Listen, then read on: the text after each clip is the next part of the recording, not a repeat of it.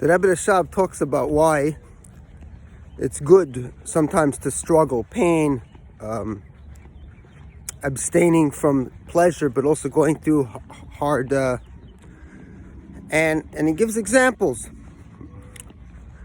So those examples are true. There are times when a person has to be very careful, even with the regular pleasures, like wine.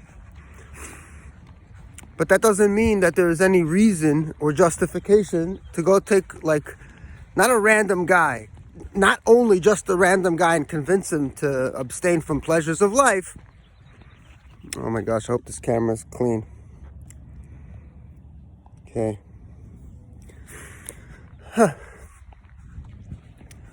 This is why I didn't make videos in a while, because it takes a lot of effort, and I only want to do it when it's effortless and it comes out of my a need to talk, right?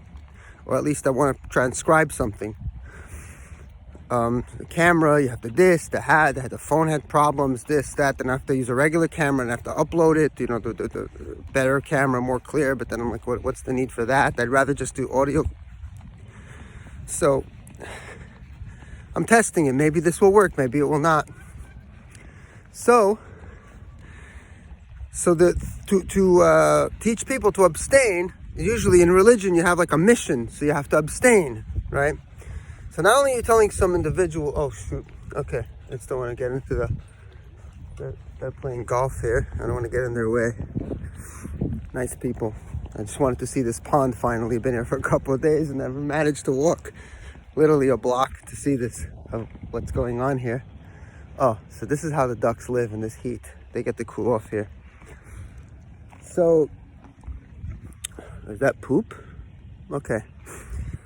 So, I was talking to a friend about it, that, let's say, for example, if you're from, okay, so you believe that you have to learn Torah. That's the mission, learning Torah. There's lots of,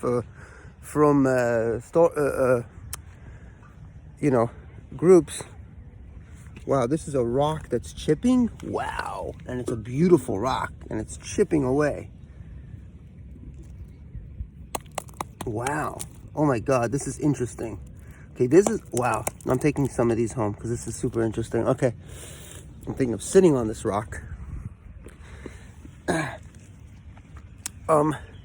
So then you have, if you're Lubavitch, you have another mission, something to do with Mashiach, but then you have to go meet people, and you have to wrap tefillin on them, and you have to do A, B, and C, and you have to tell them to recognize that there's some very special guy in Brooklyn that they must recognize, because without recognizing him, it just doesn't work, right? Imagine if science worked that way. Like, if nobody recognizes the value of vaccines, then it won't work, and then we won't get rid of diseases, right? Polio won't go. Okay. So, you need the masses to, who you're fooling, right?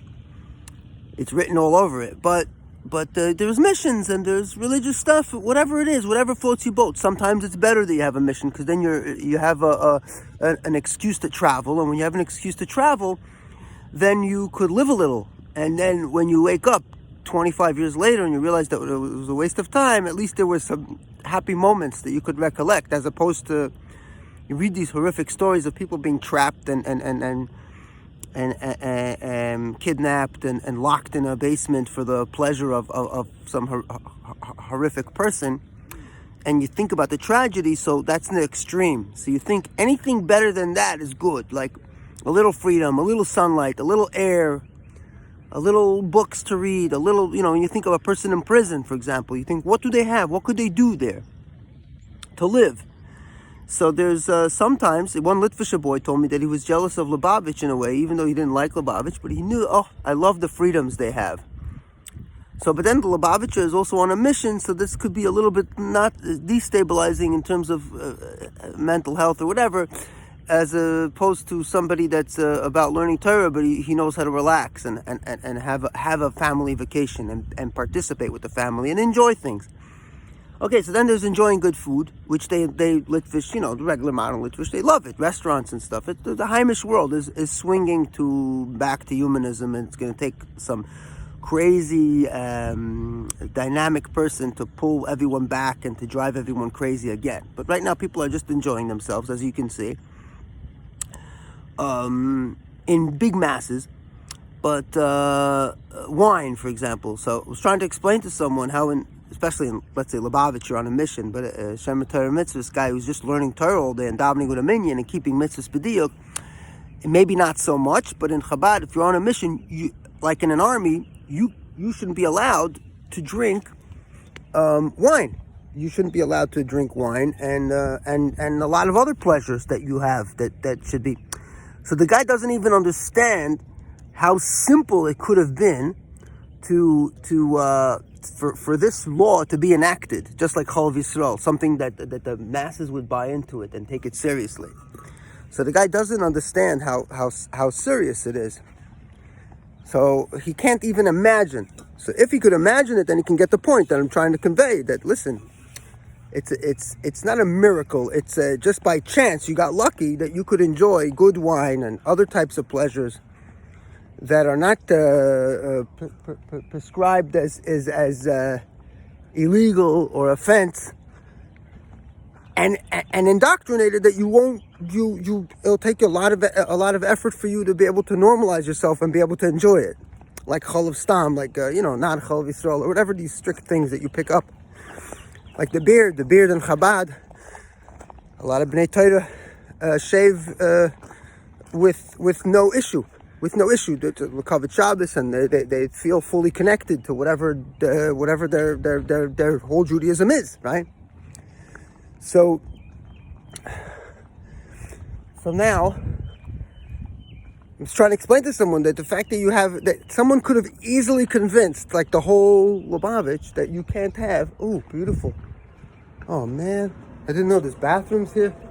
Take a walk by night. You have a Anyway, Gishmaka place. Water fountain works.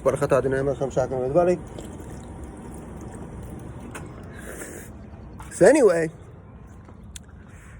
I'm trying to explain it to someone. So it's pretty interesting. Oh, I'm in a safe zone. I can be here. See, this is like a station. So I don't have to feel like I'm in the middle of the golf game, bothering anyone. Nice people. Oh, you guys gonna go use this one? See, here you go. This is also a path for cars. See? You're always in someone's way.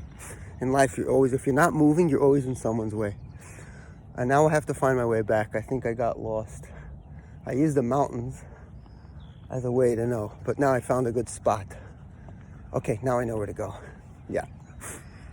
So that's the interesting thing of it, is that anybody can, using the same Torah, the same text, the Chumash, the Gemara, and you could use the same text and you can indoctrinate.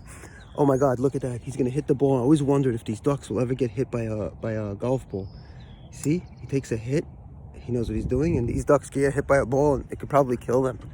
That's how powerful these balls are. Anyway, oh, he just dropped the cigar. I love it. Yeah. I love it. He's smoking a cigar while he's, that gets me to want to get into the sport. Just puff away and just ride and hit. But I wouldn't want to use a golf cart for this game. I would want to do it by myself, like walk, hit, and then walk a half a mile. Then walk more. Beautiful duck. I don't know if you see it in the guy.